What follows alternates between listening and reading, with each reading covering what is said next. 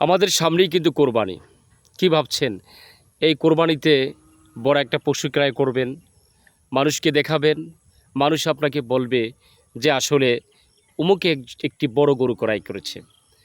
এটা ভাববে, এই চিন্তা নিয়ে কি আপনি আছেন? যারা এই চিন্তা নিয়ে আসেন তাদের উদ্দেশ্যে বলছি। কোরবানির উদ্দেশ্য কিন্তু আসলে এটা নয়।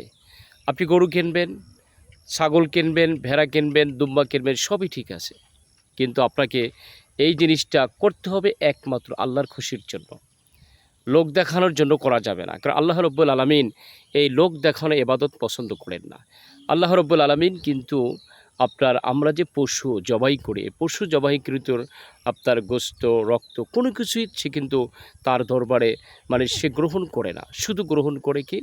মানুষের অন্তরের অবস্থাটা কী? এই অন্তরের অবস্থা যদি ভালো হয়, তাহলে আপনার কোরবানিটা দামি হবে। আপনি যে টাকা খরচ করেছেন কষ্ট করে, এই কষ্টটা আপনার সফল হবে। আসলে আমরা যদি সফলভাবে কোরবানি দিতে চাই, তাহলে রিয়ামুক্তভাবে, হিংসামুক্তভাবে, অন্যকে এনকার করে নয়, অন্যকে ইগনোর করে নয়, যে অন্যে এরকম, সেরকম, এটা করছে, ওটা করছে, এরকম পশু কিনছে, ইত্যাদি, ইত্যাদি। এটা বলা যাবে না।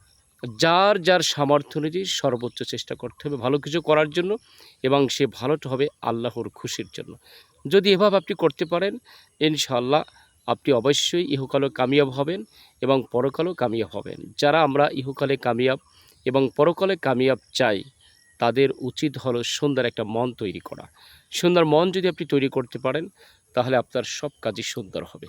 আসলে আমরা সুন্দর মন তৈরি করার জন্য চেষ্টা করি, আল্লাহর দ্বীনের উপর ইস্তেকামাত থাকি।